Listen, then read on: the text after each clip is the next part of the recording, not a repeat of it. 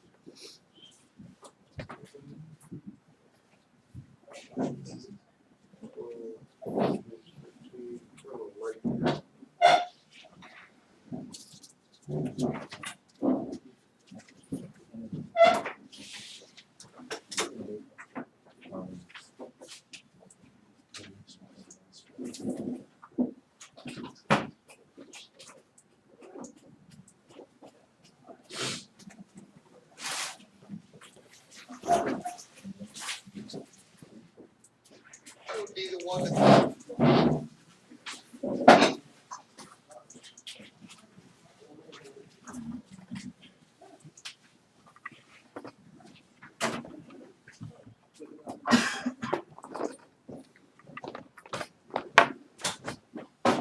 well, let's get started.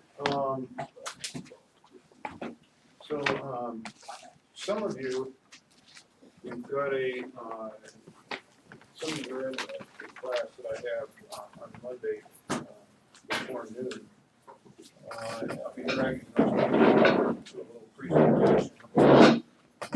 You're all welcome to come. It's a job fair panel. The ATK Orbital, Solar, Delta, somebody else, maybe 3 or 4 groups of employers will be there, and they're looking for people. So they're actively looking for people if any of you are looking for a job. And that'll be about noon. I think we're doing it this room over here. You're here to the ground. That may change a little bit, but I think we're in the operations room over there on that side of the building. That's Monday. Monday. So anybody wants to come in a little bit early or just have an interest, come on by about noon. Are those employers looking for someone with an AAP or? No, these people not necessarily looking for AAPs, but they are, like the Delta guy will be looking for people with AAPs, but he'll be talking about the opportunities with Delta. So, I know solar encourages it. Solar encourages it, they don't pay it for it, they're cheap bastards, so, yeah, I would work for those guys. I think General Atomic's gonna be there too, and their final assembly people, they're looking for people with licenses, but they don't pay you for it either, so if you're gonna, if you go to all this trouble, getting your license, you ought to go to work in some place where you're gonna get paid for it. That's the way I look at it, that God knows these companies are not loyal to you. As soon as things slow down a little bit, you're out the door, they'll just say, oh, sorry, that's too bad. But they want you to kiss their butt when you're working there. So at least, I'm not trying to sound like a union guy, because I don't care for unions much, but I want you to know that you guys put out a lot of effort there, and you gotta make some money for the trouble. Don't sell yourselves short. Anyway, that'll be available if you wanna come and hear what they have to say. I'm gonna take my admissions class over there. It's on the 30th, actually, it's not this Tuesday, it's on the 30th. So just to let you know that we're hosting that. Actually, our career center is hosting it. What else? There's something else. Oh, I got a little good news today. Delta Airlines is, they have a foundation, and it looks like they're gonna lay $25,000 on our program. So, we'll be buying some stuff to enhance our existing programs, or enhance them somehow. Whether it's not real clear the whole thing yet, but the time frame for that will be about middle of summer sometime. They send us a check, so that's kind of good news. Something else I was going to tell you too. Yeah. Let me get the roll here. We'll get started. So what we're going to do tonight is we're going to work in here for about an hour, and then we'll send you all out to the shop. Go to lunch. I think we've probably got a couple of checkouts we can do tonight. So we'll be doing that, and get that done. We'll come back into the shop. after lunch, work for maybe another hour, and then we'll finish it off in here, and I'll finish up tonight. So tonight I'm gonna start with torque monitoring systems, and I'm gonna roll into engine starting, and what else, lubrication system. So I want you to pay attention.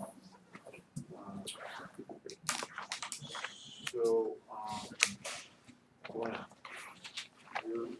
while they're out there working, I'm going to be giving you the clip notes. So I don't want you to get shorted. Glenn, not Glenn. Not Glenn.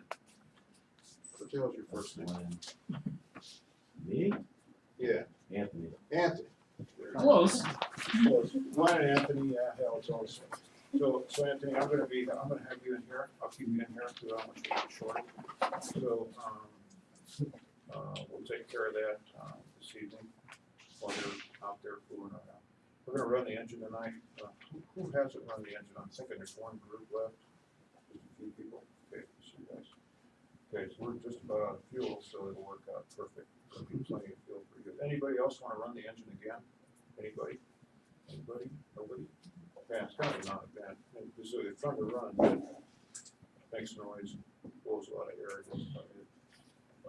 Okay, so we'll be doing that tonight. So I'll be with Anthony this evening. And we've got some groups will be doing some checkouts outside also, so I'll be running back and forth. Me and Mark will be a little bit busy this evening. Oh, I know what I'm gonna tell you. Our test cell is just about done now that you guys are just about done. The way it works out. So we'll be probably might be as early as next week, but the first week of June we'll be putting that turbine in there, running it just to see how everything checks out in there. They put in a fire system, and the fire system looks for heat. We've got a little heat we're making, so there isn't clear yet whether or not the fire system's going to work for us the way it is now because of the heat in the tailpipe, and also occasionally we get a flame come out the tailpipe. This has an eye that looks for infrared, and if it sees a flame come out from a place, it tends to place it on fire. So it works so well for us. So we're going to do some tests for the contractor also. So we got that. Anyway, that's about done. I'll get the roll here and get started.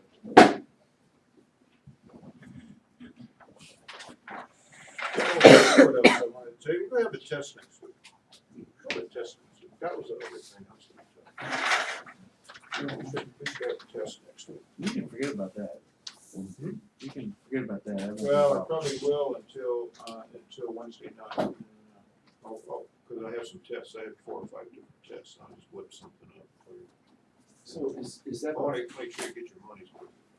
Oh, I'm getting my money.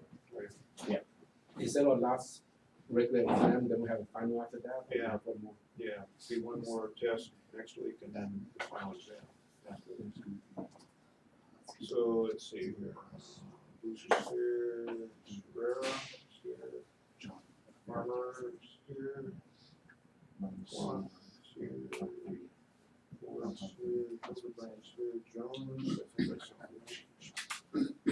Jude's here, Kennedy is here, Cephas, let's see, Verlaine's here, Kinder, Kinder. Guts here, Selfless here, Manny's here, Logan's here, Myrick's here, Quinn's here, Spinzon's here, Rodriguez here.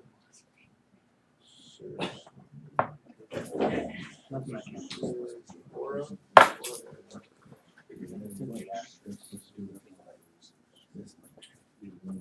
Okay, let's get started here. Let's go ahead and You said the job fair was on the 30th, right? It's on the 30th, yeah, not this coming Monday, the following, so give you a little heads up. It'd be worth it if you want a little job until you graduate, and go find yourself a real good guy job. Don't get me wrong, some of these jobs are okay. And I should talk about seniority a little bit. So if you go get a job someplace good, really good, you're gonna make a career at it, the upshot of that is gonna be that, one, you're gonna make enough money to live on. And of course, if you wanna live around here, these are the kind of jobs you're gonna have to pick up, because there's so much talent here, there's so many bodies, so much labor, that they tend to keep the labor rates suppressed a little bit, right? They've got people standing at their door, looking for jobs. But if you wanna make a career out of being in aviation, you wanna get it started soon, and you wanna get it going quickly, because, so these four guys here, they got seniority number 1, 2, 3, and 4. We're gonna lay off 2 people a day. So we're gonna deal with 3 and 4. You guys are gone. Because that leaves 2 guys here. Well, these guys hired on several years ago, and these guys just hired on, we'll say 2-3 months ago. So that puts you at jeopardy. There's always a downturn in the aviation business, no matter who you work for. You know, there's always a downturn in this business. And when there is, you want to be the guy sitting at table 1 or 2, because you'll be the one to stay there. Now, inevitably, what happens is they'll call you back. They always cut too deep. It might only be a month, it might be a year, it might be 2 years, but they'll call you back anytime you found something else to do. Now, the other side of this is, or another side, another facet of this is that when they pay you, these places start out pretty good. GA pays pretty good right out of the box. And they love to have veterans over there because they get a credit from the government. They're doing a lot of government contracting over there. And they love to pick up people with AMPs because they've decided that's what they want. They want people that know what they're doing.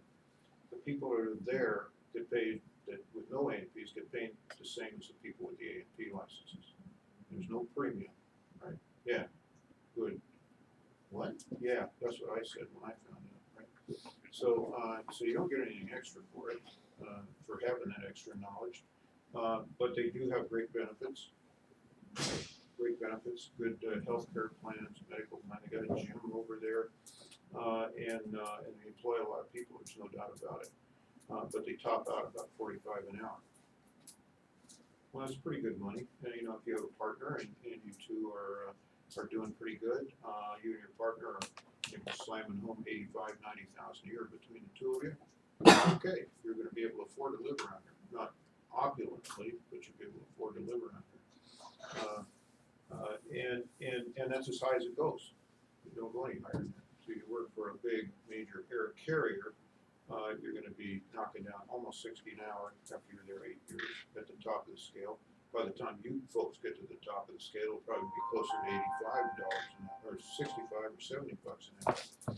So, and it's going to cost, it's just, everything just costs more and more all the time. Give me that, I'll throw it in the trash can. There you go. Okay. So what you want to do is get yourself positioned so that you start making money early enough. And you don't watch the parade go past you and then decide, oh man, I'm going to jump into that parade because table 1 and table 2 are already seated. 3 and 4 are already seated. Now you're going to be number 5 on the list. So why would you do that to yourself? I mean, first thing, you got to love what you do. If you don't like it, go do something else. And I tell this to people all the time. I had a guy in here a couple semesters ago. Aviation just wasn't him. It just wasn't, you know, I mean, he couldn't do anything. He didn't have the hand skills. He wasn't able to reason this stuff. He just loved it, but he didn't have anything. He probably never would. Some people just don't. So I told him what he needed to do is go lay wood floors or something. You know, make some money, and he'd be doing something where he could be productive. Now, there's a job in aviation for everybody. I've driven the Biffy cart. You know what the Biffy cart is, right? Yeah, I've driven the Biffy cart.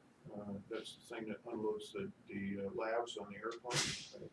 And there's jobs for people like that. There's people working in the seat shop. You know, sitting there every day selling seats or repairing broken seats and that sort of thing. It's a miserable way to live as far as I'm concerned. But some people enjoy that kind of work. But get yourself a good job. Get yourself into something that you can enjoy. How many of you like riding motorcycles? Okay, then you can afford the bitchinest motorcycle you ever want, right? How many of you like cars? Okay, you know where I'm going with this, right? Houses. How many of you are married? If you're about to be married, put your hand. Okay. So you're going to want to buy a house. Geez, a house around here is $500,000 for a shack. So know that the other thing you might enter into this is you're probably going to have to relocate to make some good money. because you're gonna make good money in a place where it doesn't cost so much to live. One of the reasons we're getting this grant is because we're in an area, insofar as Delta is concerned, the line station is hard to fill. So they put on an opening, somebody leaves San Diego, they put on an opening for this station here.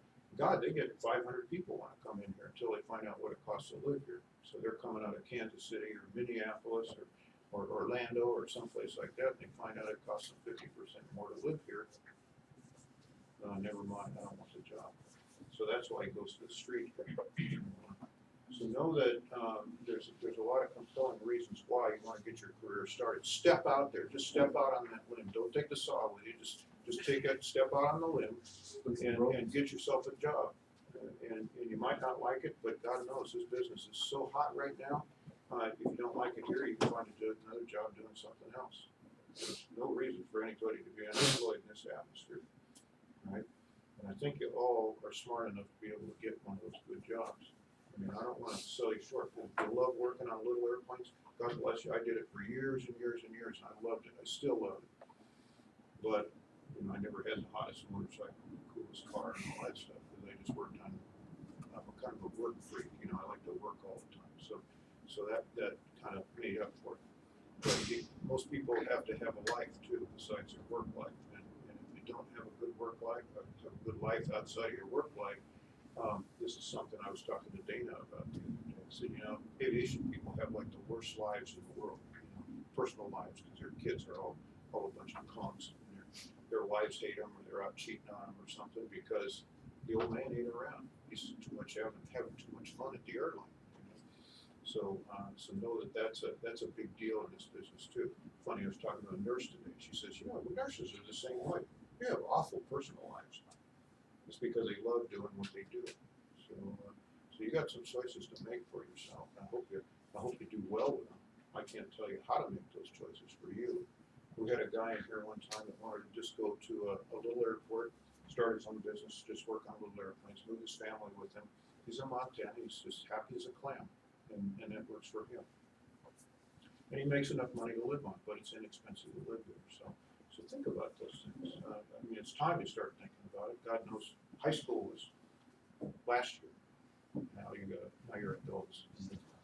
I thought after I got out of high school, after I got out of high school, I'd spend a year just going to the beach, and I never did it. And I look back and I go, I'm just going to go to the beach. And I'll tell you, I probably haven't been to the beach to swim in probably 10 years. If you can imagine that. So know that your work life starts getting a hold of it, gets a grip on you. You might as well get paid for what you do. So solar is a factory. General Atomics is a factory. ATK Orbital is a factory. Delta can be a factory. All of these places are like factories, and so you go in, you do the same thing every day, and you get trained to do a couple different things. But pretty soon it gets old. 3-4 years gets old, and 3-4 years down the road. So Jake goes to Delta, and Mr. Myrick here goes to the factory, and Jake's they stay in touch on the Facebook, right? So you end up. He's telling him, man, I just got my 3rd grade, and now he's making more than Myrick. So Myrick's going, hey, wait a minute, you're only 3 years into this, and you're already making $45, $50 an hour. He's still looking at the top. It's 49, but that's still a couple of years away. So he says, screw this. He jumps ship. And now he's got to start over again. So he's sitting number 4 at the seniority table. So think about all those things. All those things kind of weave themselves together. Like I said, don't like what you're doing, just get the hell out, because especially in aviation, if your mind's not on it, you're going to hurt somebody, and that's not a good thing either. That's my pontification for the day. Anyway, let's go to torque monitor. So fun, we'll talk torque monitor system. Okay. Now this is something that's mandated by the FAA for turboprop and turboshaft engines. So turboprop is going to be turning a propeller. A turboshaft engine is going to be driving a shaft, and it could be to drive a gearbox in a helicopter. It could drive a shaft that runs a gearbox or a propeller, anything that just provides power via a shaft. Now measure in a turbofan engine or a jet engine, turbojet engine, a measure of the power the engine makes is the EPR, okay, the engine pressure ratio. The greater the difference between the two, the ratio, the more power the engine's making. On a turboprop or a turbo shaft, the measure of power the engine is making is torque. And it's going to be indicated in the cockpit. So anybody that is operating a turbo shaft or a turboprop engine is going to live and die by the torque meter. So we have a torque meter in this PT6 out here. We never load it up because we're not dragging an airplane around. This is the resistance of the airplane moving to the propeller turning, is what you're talking about here. Now the engine can make enough torque where it can break things if you push it too hard. Or you can also over-temp it and burn the back of the engine out. So the torque meter is the primary method that we use to ensure that we operate the engine safely.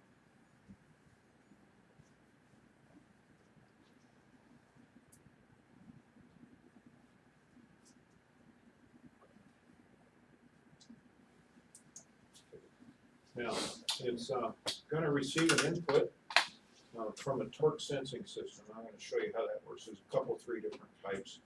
And it's going to be displayed in the cockpit. Could be known as torque pressure, torque oil pressure. Could be in PSI, or it could be displayed in foot-pounds.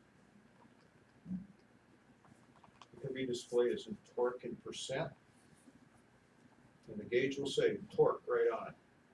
And then below that will say percent. Or it could just be annotated as horsepower. Now, torque and horsepower are two different things, but in this case they use horsepower as a measure of the torque the engine is putting out.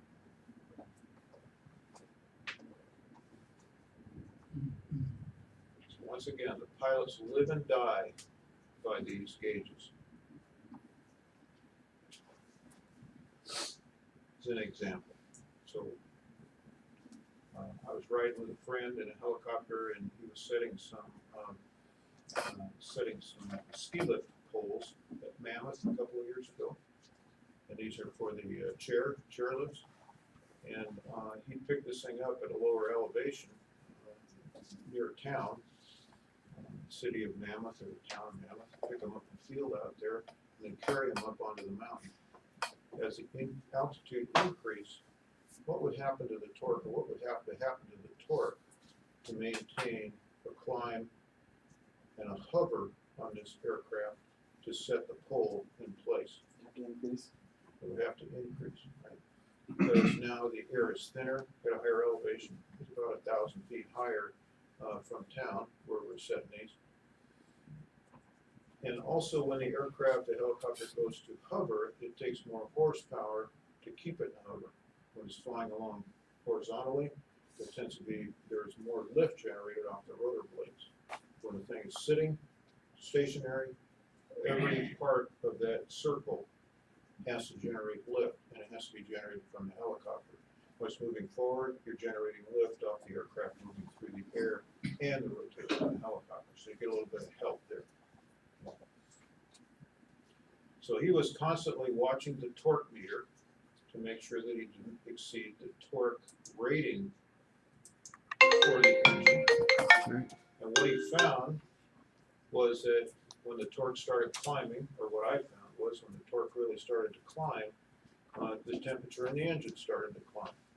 So there's a correlation between the amount of fuel that it takes and the amount of torque that you need to generate. The more torque you generate, the more fuel you have to burn. And so what happens to the temperatures? They bump up also. There's a direct correlation between all three. Now with too much torque, and there's a red line usually on these torque meters, if you exceed that red line, there's a very good chance you're going to break something, either in a transmission or you're going to break the engine itself. Because the engine has the capability, as long as you're feeding it fuel, it's going to keep producing power. So the two basic types of systems are the quill shaft and the phase shift type, and the other is a hydromechanical balanced oil, oh, there's more there. Balanced oil piston. Two basic types. And there are some different construction features within each one of these groups, but I'm just going to show you a super simple way to think about this. Every engine manufacturer kind of makes their own deal, but they all either use oil pressure or they use a twist of a shaft.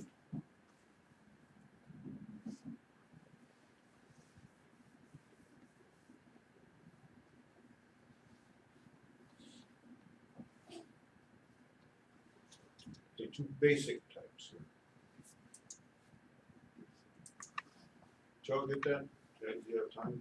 Okay, good. Say that last bit you said one more time. There's two types you said kind of generically.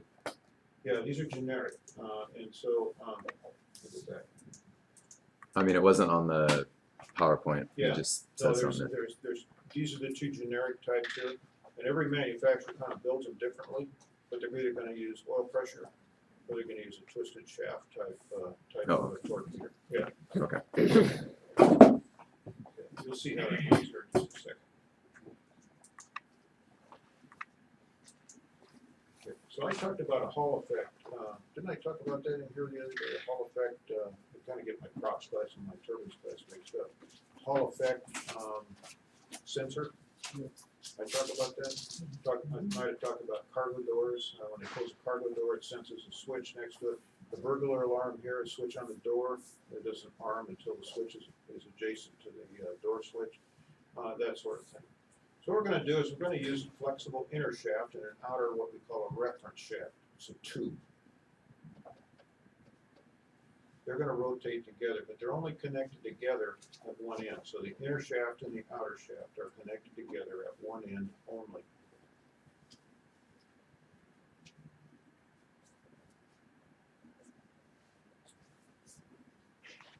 And then on the other end of the two shafts, you're going to have proximity indicators or magnets or both attached.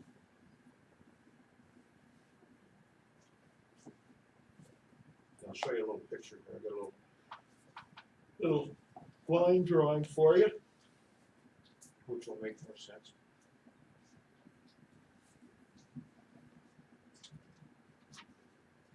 So if you think about it, the propeller is always trying to resist the movement of the aircraft, even though we're driving it with the engine.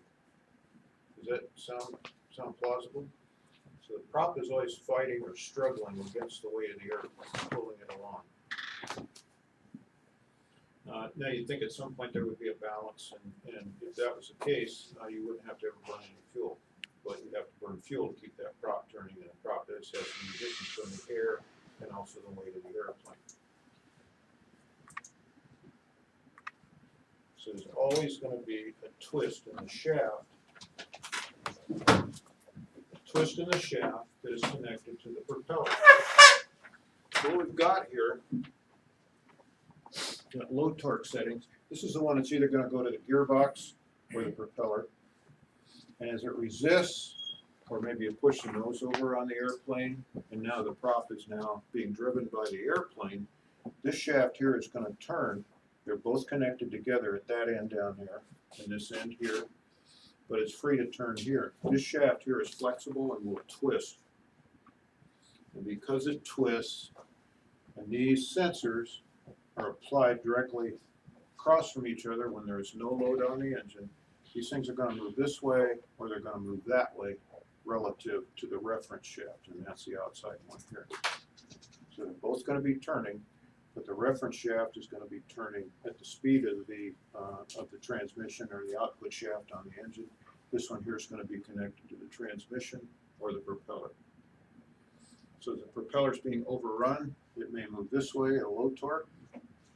At high torque, when you're pulling a lot of power trying to get the airplane off the ground, it may go this way, but this thing will end up here.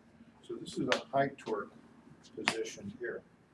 Now the position relative to each other has already been figured out by the engineers. So, so what you end up with is really what you're looking for is on a chart. The pilot doesn't know really how much much horsepower it's putting out. All the pilot does is look at a chart and says, don't exceed that. When the pilot rolls on the power, the throttle, all he's doing is he's watching that gauge because he doesn't want to overrun this and break something in the engine. Does this look like, can you see this okay? Got kind of crappy seat there. All right, does that make sense? This is probably the simplest one, but simple. And this is just the center shaft is, once again, is a flexible shaft. It's allowed to rotate. It's like a torsion bar, sort of. It's allowed to rotate. And this one here rotates with this, but they're not connected on this end. They're only connected on this end. So you have an ability to have a difference between the two. How long are these usually? Sometimes they can be 6 feet long. Okay. How Yeah. long do they need to be? Just long enough for them to twist and part twist into it. Yeah. I haven't ever seen one shorter than probably 2 feet long. Okay. And as they get shorter, they get more willowy too. They're Right. smaller in diameter. Yeah, because they gotta flex more. Yeah, they have to be able to flex.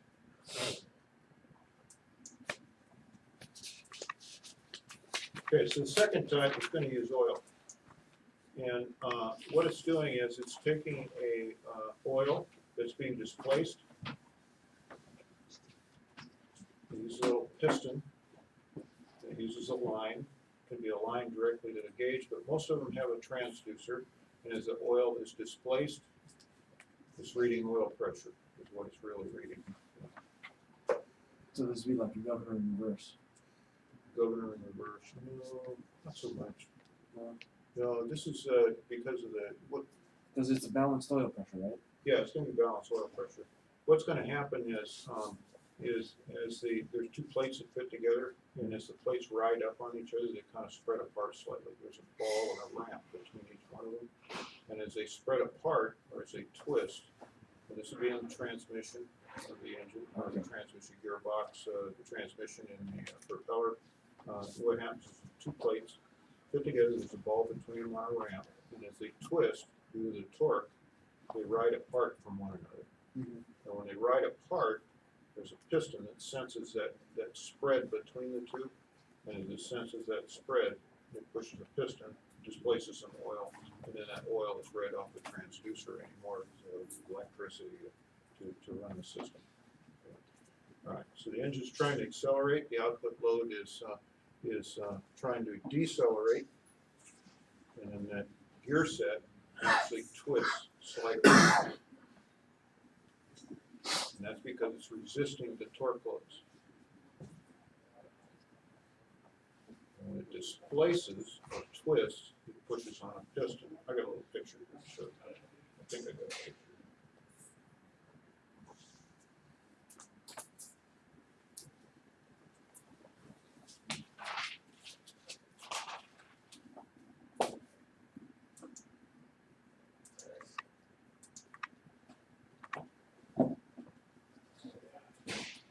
So again, that plate is because it twists, it displaces it.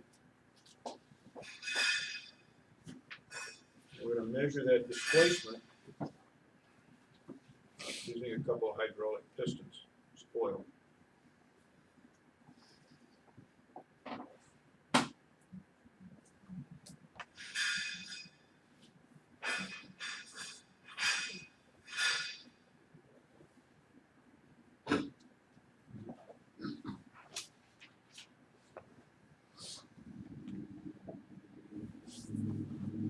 Some pictures out there, various places, and I'll be honest with you, I've looked at them, and you can turn them this way and you can turn them this way, but the lines are so close together you can't necessarily see what's going on. They need to have some color in them so you can see the different parts. But what I'm giving you here will get you through the FAA test easily.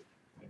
What you need to know is the two different types and then how the displacement from the piston works. So one's going to use a piston. Actually, they're both going to use pistons. It's going to be generating hydraulic pressure.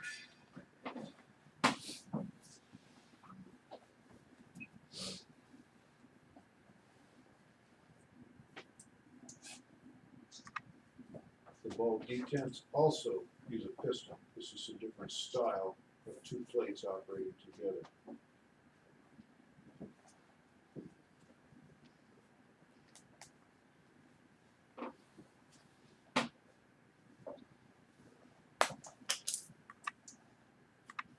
Oh, there go. I'm missing some pictures here. All right, well, let me go to the board. I'll just write a quickie picture here. I think I can do this. It happened, I had too much stuff on my PowerPoint, and I added some more, and the whole thing came crashing down. I don't think I ever got it back again. Okay, so you got your drive shaft here. And they use plates that'll operate, like I said, back and forth from one another. And so there'll be two plates stacked, one on top of the other. One is attached to the fixed gear set, and the other one is to the gear set attached to the shaft. So that's going to look, the plate's going to look like this. And it's going to have an arm sitting out on it with a little piston. It's got a shaft on it. It goes to a piston. And then that piston then has a line that runs off. It's going to generate oil pressure. So there's two plates here, one stacked on top of the other. One is attached to the output shaft, and the other one is attached to the gear behind it, the transmission gear behind it. So these plates are going to operate back and forth independently of one another around this shaft. And when this shaft goes this way, it pushes on the piston, creates an oil pressure, it runs up this line. Now some of these things where the torque meter is close to the engine, they'll just have a little capillary tube. Everybody, capillary tube, everybody? Little dinky line. And most of the time it's stainless steel anymore, they used to use copper. But what happens is that oil pressure then is transferred through this line up to the back of the gauge. And it reads, it's really reading oil pressure is what it's reading, but they know they've calibrated the amount of oil pressure that comes out of here so they can actually mark the gauge as horsepower percent of torque, or they can mark it as PSI, or they can mark it as foot-pounds of torque. Any one of those different ways, depending on who the manufacturer is. So these two plates here operate like this, and when they do, there's an arm comes off, pushes on this piston, and then the oil pressure goes up there. Now, there's a maintenance step that sometimes needs to be taken is that this line needs to be bled out. So when you reinstall a piston or a line or an instrument, you may have to bleed the line. It's kind of like bleeding brakes on a car. There'll be a screw somewhere down here. You can pump oil into this, so you have this thing full of oil, so it's instantaneous reading. Otherwise, this piston has to move too far to compress the air, any air that might be in the line here.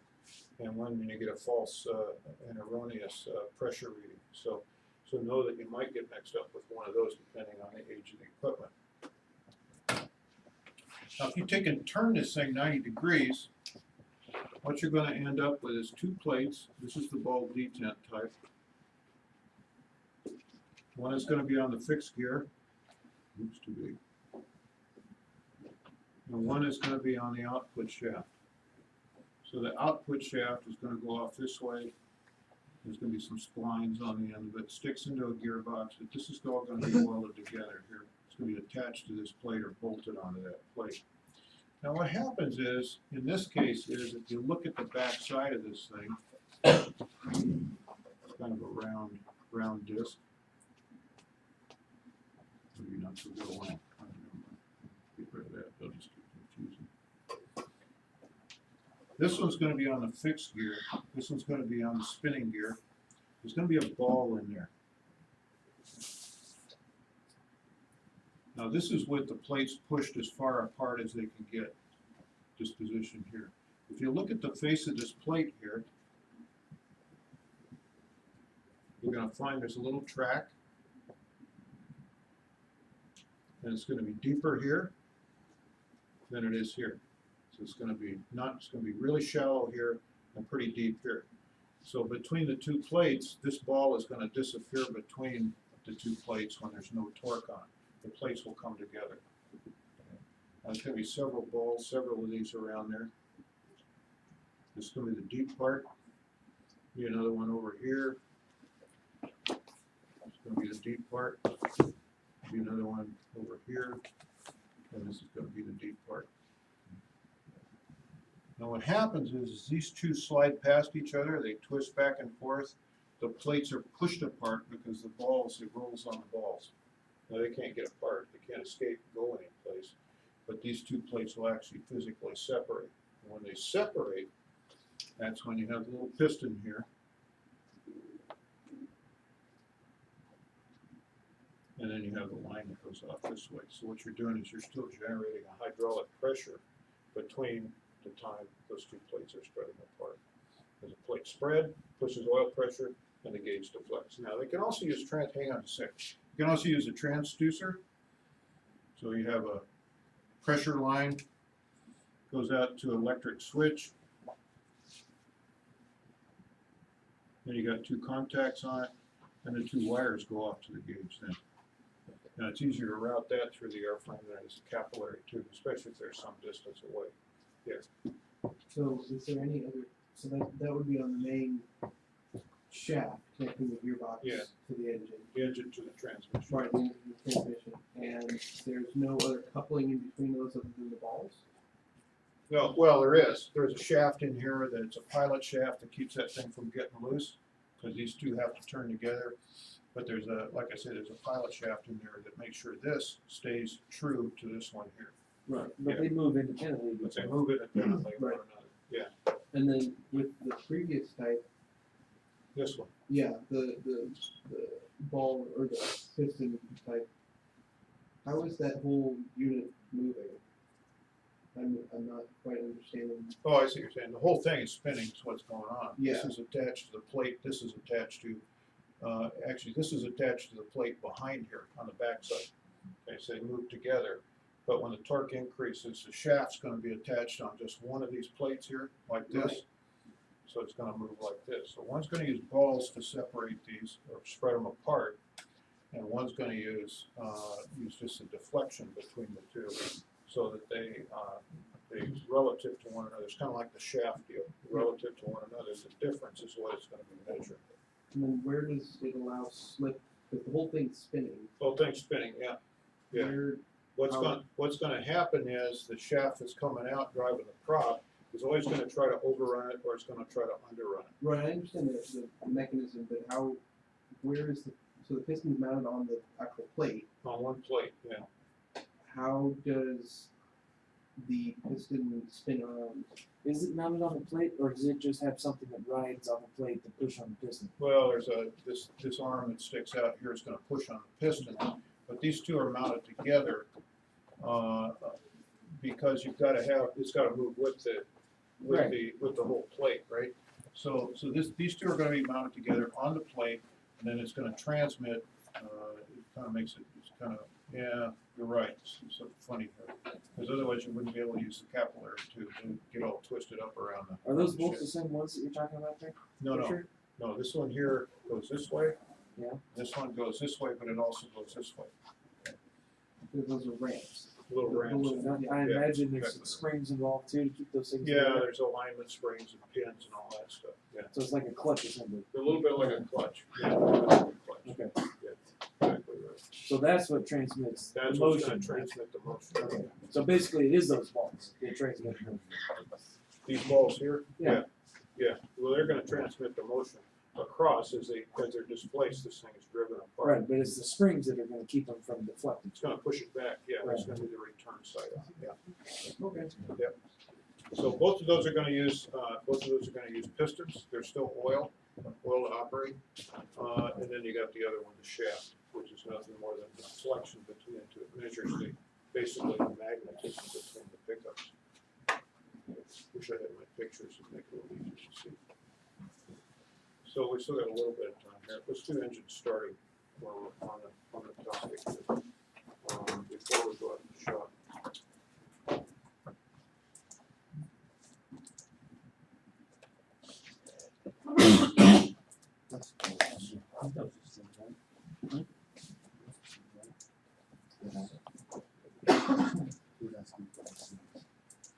Okay, so most all of you run the engines. And so you know, kind of have an idea now, you're gonna initiate the ignition,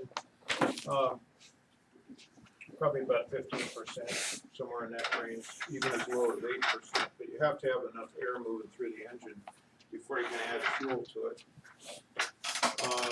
Otherwise, you end up with too hot an engine. You burn the inside of the engine out, temperatures get too high. So we have to be able to spin the engine quick enough so that we get enough air going through it. And there's some different kind of starters that you might run across. There are pneumatic starters, there are electric starters, and you might also use a small APU or auxiliary power unit. APU is auxiliary power unit. You can add that to your vocabulary.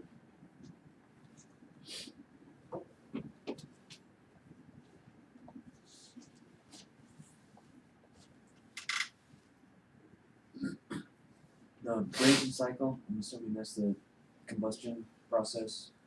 That's the whole engine cycle. Yeah. Right, So, and like the auto auto cycle, is it's for piston this is engines. braking Yeah, this is cycle. the braking cycle. So the most common one we use is a small turbine APU installed in the aircraft. And that's going to either drive electric or pneumatic starter. So an APU, again, auxiliary power unit, started electrically. Most of them are started electrically. And it's either going to use the aircraft power to get it started or ground power. Now, more and more airports now are putting in ground power because they're getting tired of smelling and listening to APUs. So APUs put out a certain amount of pollutants. Same with the cruise ship industry. They're putting shore power in so that you can run the aircraft without having to run an APU. So you start seeing a lot more of that at some of the better airports. So the engine's always going to have a pneumatic or an electric starter. Yes, It's just whether it's getting power from an APU depends on where it's getting the air or the electric. or power. air or electricity from an APU. Yeah, exactly. Yeah. Okay, now we use an airtight starter.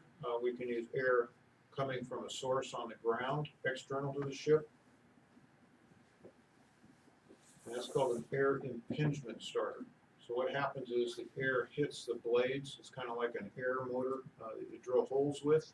Your sheet metal projects, it's almost identical to that. The air blows across the turbine, and then it drives a shaft, which turns the engine.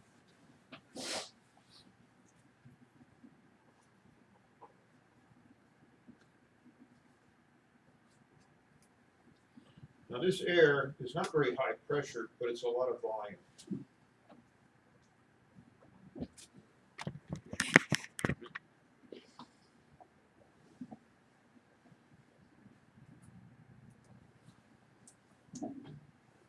So it's only going to be about 30 to 50 psi.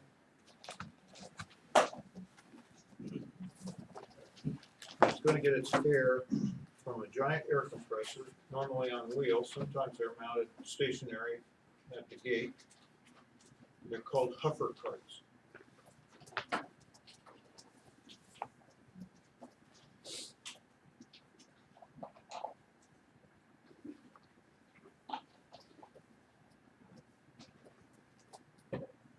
Low pressure, high volume air.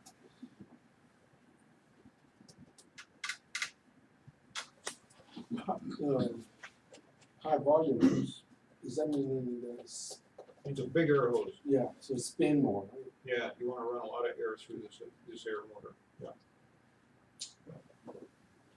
Now, any subsequent starts of the engines, the rest of the engines on the aircraft, be it 2-engine or 4-engine aircraft, 3-engine aircraft, those are all run off of the air that's created by the first engine starting.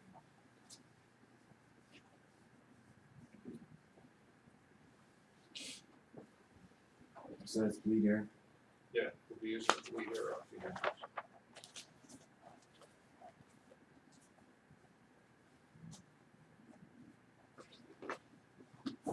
But what stage roughly do most of the inputs on the hover carts? But what stage do you actually input that in? Cause I know it isn't directly in front of the fan. The air to start the engine from the huffer cart, Yeah, it's going right straight to the air starter. The air starter will drive through the main accessory gearbox. And that'll generally, well, almost always, except it's a Rolls Royce, it'll start the N2. okay. So what it's doing is starting the N2, and it's drawing the air in across the N1, across the low pressure compressor, and that gets the low pressure compressor started. But it also has a direct drive to the N2, the high pressure compressor, so that you're moving an adequate amount of air into the combustion section. So it's still mechanically driven, it just uses air. Just to using air, drive. it's just an air motor. So yeah, don't let me lead you down the garden path. We don't put a cover over the front of the engine to blow air through it. That's not how it works. We're using an air motor to start the engine. All right, so here's a picture of the huffer cart here. You can see that big tube that's running off to the belly of the airplane there, and that's what's supplying the air to the ducting system inside the aircraft. So this aircraft is got ducts running all through it, one wing to the other, down to the tail, and up even to the front. So this is one of the ducts for starting the engines. This company here, Menzies, you probably don't want to get a job with them. Some of you probably will. They provide a lot of ground support for a lot of airlines and smaller airports, but they don't pay much money. Okay, so the air then goes through the manifolds, the ducts, through the pneumatic valves. We're going to be cross-feeding air from one engine to another through the airplane, and it's called cross-bleed. That's an FAA test question, so you might want to write that down. How do we move the air through the airplane? We're going to cross-bleed the air from one engine to another.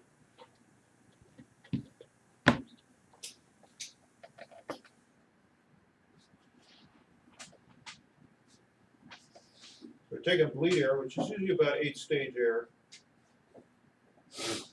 some lower pressure air, pumping it into a duct, running it over to another engine. Pressure in the duct builds up, and we open a valve that then allows the air to move into the starter itself.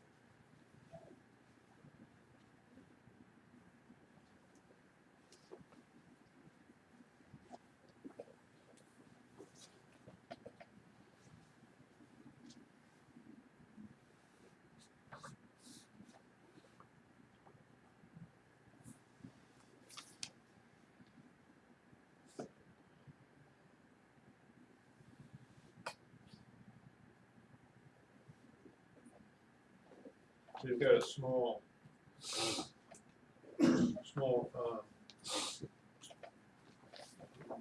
project to do as part of this class. The pneumatic system, a lot of people choose this one. So pick an airplane and write up how the pressurization of the starting system works from one engine to the other. Show me, give me a schematic, and that'll fulfill that requirement.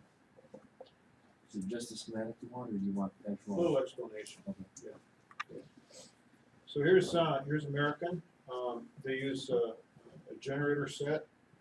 They also pump air up to the airplane.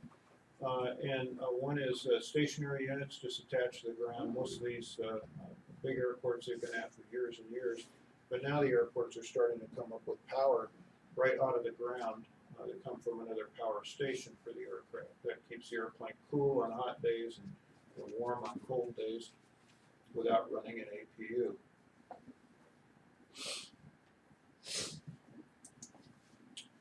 here's a picture of shore power going up to the aircraft.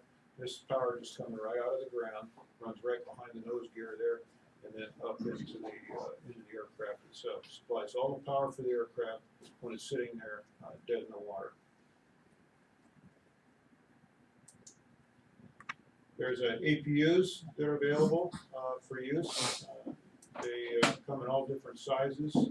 This is an APU. Most ordinarily, they're mounted in the tail. They put them inside a shroud. This is a stainless steel shroud. It's for fire protection and heat protection, so that doesn't leak out and burn the aircraft.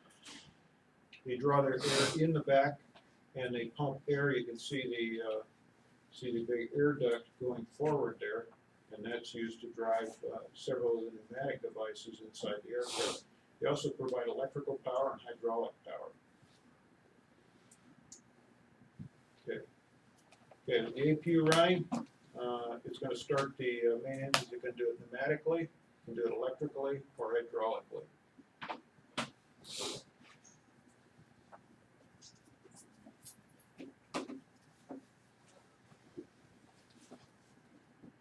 When we start those APUs, it's not like it needs a constant flow from the hover, where the hover's just giving it a good push of air, and then after that, it's pretty much kind of kicked on, isn't it? Like it start feeding itself. The APU? Yeah. For the APU, they'll start that independently. They won't even use a huffer to start the APU. They'll just start it with an electric starter motor because it's such a small engine. It starts real easy. It's kind of like our PT6 here. Some of the APUs are as big as our PT6. Okay. But yeah, they'll just use an electric starter. They use the battery on the aircraft or the ground power. So, two ways to start it, right? One is with APU, which is electrical start. The other way you're saying is, Well, the APU can put out air too, and also hydraulic power. okay. And then the other way to start it using, using Ground air, the ground air, the huffer air, you're talking about blowing type of air, right? yeah. To spin the motor within the starter to get it Yep, going? starts the air starter, and then that then turns the engine. Yeah. So you're gonna have something that's gonna operate the starter. Now, it used to be that, and I'll talk about this in a minute, but it used to be that all big turbine engines use air starters because they're a lot lighter than electrical starters. But now, like the 380, the Trent 1000, and the big GE Gen X, they now use electric starters that are also generators. So they'll switch the fields around in those, so you don't have to carry two components. You only have one component on board. And that way it simplifies things a little bit. So this is what the starting system looks like out at the engine. This is the main air duct. Again, it's a big duct, runs down to a pneumatic motor here. The air is simply blown through it, and the air exhausts out the back out here. Exhausts back out here. This is a butterfly valve inside here. There's a controller here that is electrically operated. You throw the switch, it throws the valve open. Big butterfly inside that duct just simply turns 90 degrees. There's no modulation to it. It just goes 90 degrees. That's all it does. It allows the air in that duct to run through the starter motor. Sometimes what you'll see when they start an engine, you'll see a big cloud of white vapor come out the back of the engine. I don't know if any of you have seen that or not. But that white vapor is that pressurized air all of a sudden going back to low pressure air, and that's what creates a condensation to occur. So it creates like a cloud bank that comes out.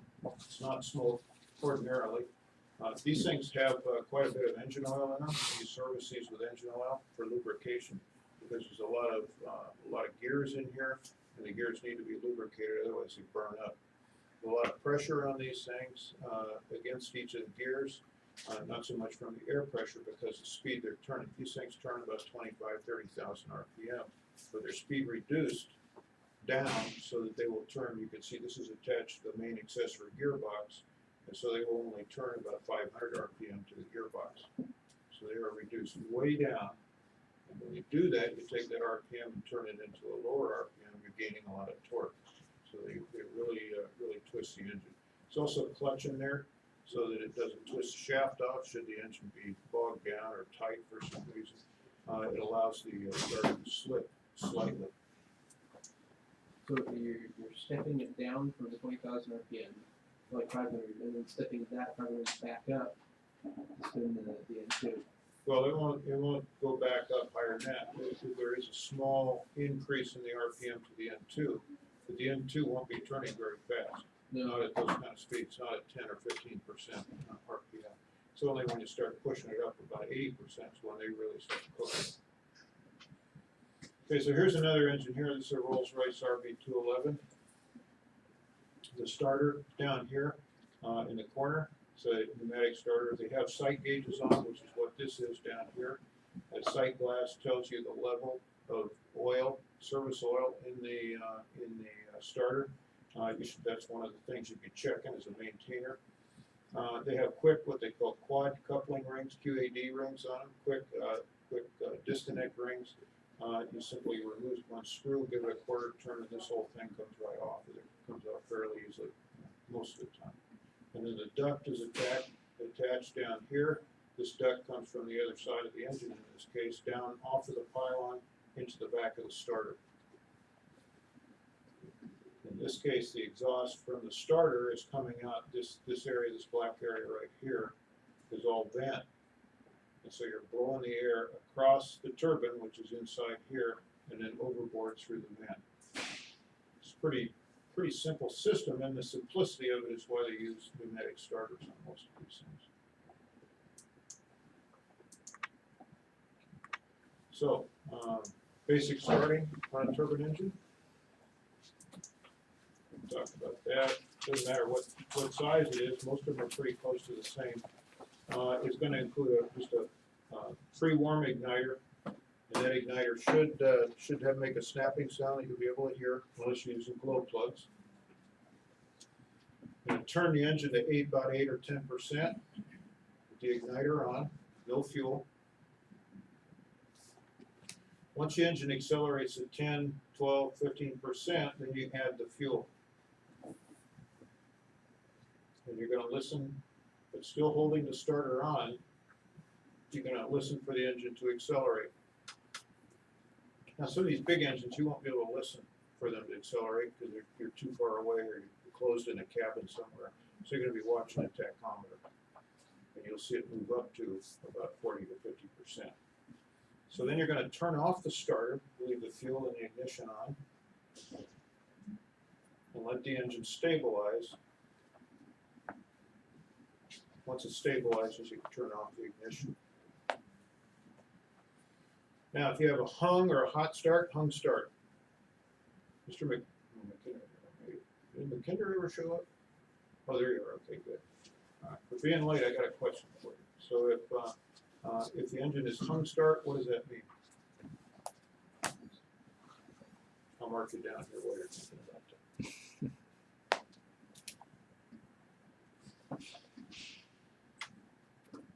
What is a hung start? Not there. What's that? Not there. Well, what does it mean? What is the engine going to do? How's it going to act with a hung start? Is that delayed? What's that? Is that a delay? The delay of what? How so? Well, I mean, So I was standing next to the engine, what would I sense? What would I see or hear?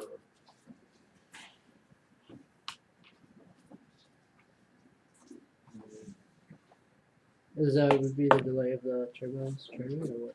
No? So that word right there, accelerate. If it doesn't accelerate, it's a hung start. So, It's going to sit there and languish at a fairly slow speed, yeah. Is that insufficient airflow? Insufficient airflow. Yeah, doesn't get enough air, and so it doesn't want to accelerate. So if it doesn't have enough airflow, let's say your airplane's parked out on the ramp, the wind's blowing from behind the engine, behind the airplane, and it's called in the tailpipe. What happens is you don't have enough air going in the front of the engine. So the solution is to just turn the airplane on a little bit. But that's insufficient airflow going into the compressor. So it'll tend to sit there and run, but it'll just kind of lumber. It's kind of like a car at a stop sign that doesn't want to accelerate away from the stop sign. You can hear the hesitation of the engine, right? It's like difficulty. Well, that's what it is. It's hesitation, but it just stays hesitated. It doesn't really pick it up. Doesn't have to establish airflow. Yep, exactly. And that's why you gotta wait for that 8 to 10%, right? To That's get why you gotta airflow wait that 8 to 10%. And but what can make that problem worse is by having the air moving the wrong way. So like today, I came out of El Cajon today, it was probably going 20, 25 knots out there. On a smaller engine, it's probably going to be a bigger issue because it doesn't have as much compressor to move the air. Bigger engine, it's going to be not such a big deal because the area that you have up front is going to be able to absorb more air.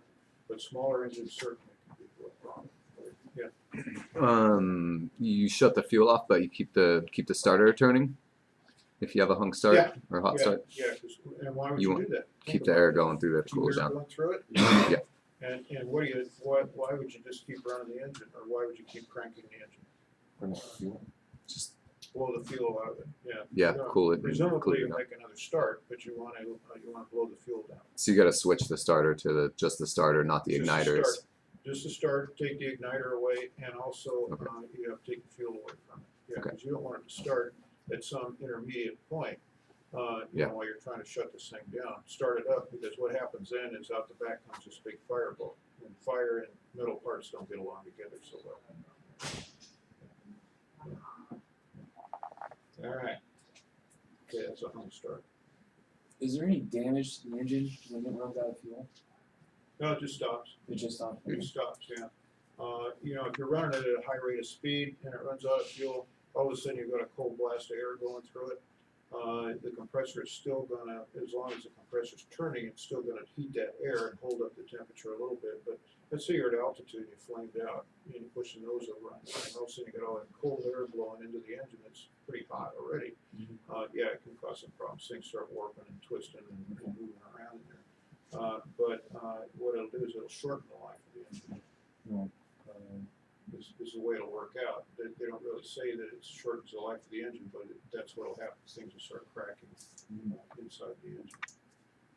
Now, when you blow these engines down, and that's what this is called, blowing it down, you're going to have to run the starter for a longer period of time. And so you got to do what you got to do to get that fuel out of there. But know that because these are air motors, they're going to get hot inside.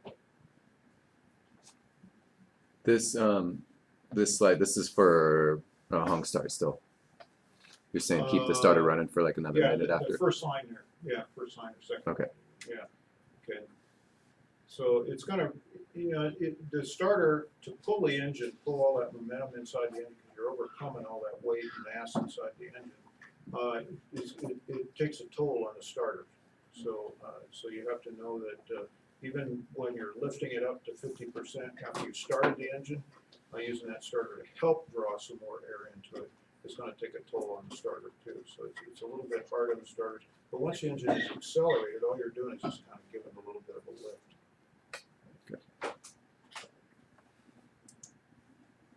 Now then there's the auto start system. So if you think about it, auto start, we can do that. Anything can be done with a computer anymore. And it's really pretty simple. It actually can be done electromechanically with switches and relays. But all you have to do is flip this thing open, turn the battery on, and then you can auto start. This 4-engine airplane here, you can auto start. What that does, it starts that whole sequence of events, and it's looking for certain parameters to occur. So when you start the engine, it's going to engage the starter. It's also going to engage the ignition. It's going to wait for that 10 to 15%. Once it hits 10 or 15%, then it's going to initiate the fuel. And all of this is taken care of automatically. All the pilot should do is just sit there watching the needles to make sure something doesn't go haywire. But it's all taken care of for you automatically. Start one engine at a time, because if you have two engines, you're trying to get them started, and one goes south on you, then you got to deal with the other one too. So you just start one at a time, get it stable, then you go to the next one, then the next one, and then the next one. It's nothing too tricky. The next thing would be to turn the generator on to continuous. Just push that button and away it goes. And the drive disc couples the generator to the engine. So you've already turned the generator on, but you don't want to turn the generator on after it's coupled, because what it does is you put the load on it, it tears up the coupling. So use the coupling to drive it with a clutch, use it to drive it right from the beginning. But you can see this follows a flow here, and most of these panels are set up with a flow. And this is a sequence you do stuff in. So you start the engine, turn on the generator, couple the engine to the generator, and you turn on the hydraulic pumps, turn on all the other stuff after that. And these are set up to make things easier. That's why they don't scatter the switches all over the panels. There is a flow to everything. Is that the start panel over there? Those four knobs sticking out? This one, let's see here. Down Yeah, this one, all these together. Yeah, but off to the right, there's those four. Yeah, you've got Those are manual start. these here, these buttons, these knobs. I don't know what those are. Oh yeah, they are start buttons. Yeah, pull them out. Just pull them out, and away you go. So they've got two systems then on that thing, or? Yeah. We're done in systems. Okay, so we have other types of starters. We have hydraulic starters, Chinook helicopter uses those. So it's gonna use hydraulic accumulator pressure. Any of you in the hydraulics class, any of you? Nobody? You will be. You need Mike. The Chinook helicopter uses this, and all it is a motor that is run by hydraulic pressure. So what it has is it has a closed system, and an accumulator acts like a hydraulic battery. The hydraulic battery simply charges up with pressure, and you get a shot.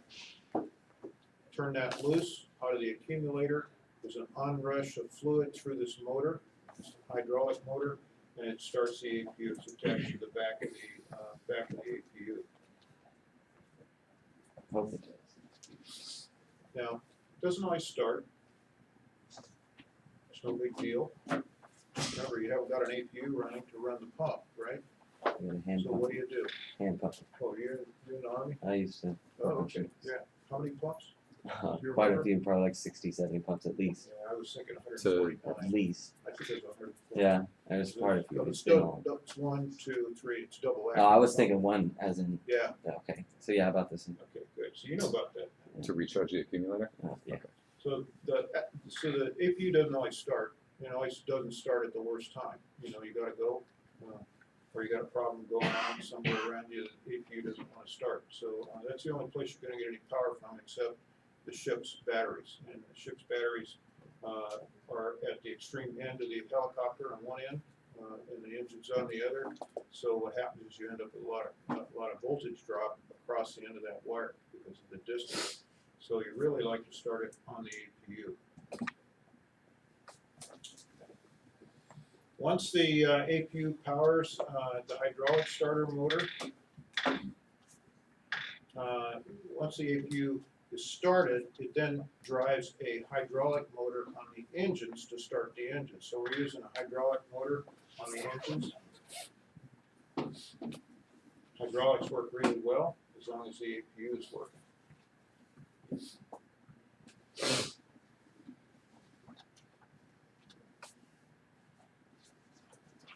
So if you think of a hydraulic motor, just think of a pump in reverse. Pumping the fluid through it the wrong way, that's what you're going to end up with. There's another type called a jet fuel starter, JFS. They're known by several other names. They use those on a Harrier. They use the onboard fuel for the fuel to burn, so you don't have to carry some extra fuel. Just link through a clutch to the engines.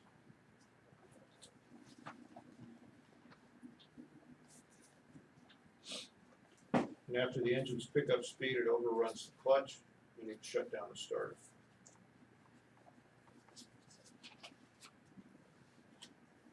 Have you seen the inertia starters? The what? Inertia starters? Where you got a guy out in the lane cranking a handle? Cranking the handle? Yeah. We have one of those on the 985 down in Montgomery. Yeah. But the handle arrangement was all taken off of it several years ago for some reason. That's kind of one of the more fun things to do is start the engine with the inertia Spin that starter. thing up? Yeah. And then, what warbird was it used a shotgun shell? Oh, there were quite a number of them used at Was Shaq. there? Yeah, Kaufman the starter. Marine starter, yeah, Kaufman starters, yeah. Well, you can do it with jet engines too. What's that? You can do it with jet engines We too. can, English no electric, more, not anymore, No. but yeah, English Electric Canberra. they used to, yeah. There's a cool video that I think Paul showed us of Yeah, starting in Canberra with a shotgun shell. yeah. And the trouble with those is the shotgun shells, the propellant, that's it right there. The propellant was kind of unstable after a period of time, start sweating, and the nitroglycerin would seep out of it, so you'd end up, instead of a whoosh, you end up with a giant explosion and blow the whole breech right off the wall, so it wasn't too handy. It's gonna flag it. Okay, so they were known as Kaufman starters. Most of you will never get mixed up with any of that stuff.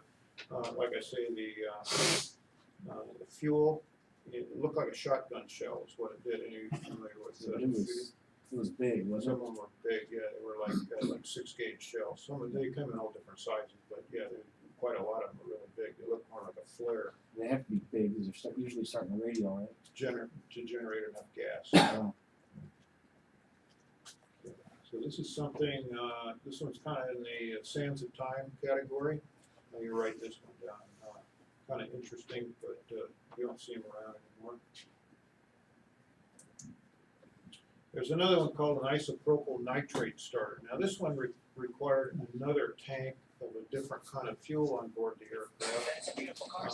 These things, you don't see these things too much around anymore either, and the reason is because you end up having to carry some other fuel to get the airplane started.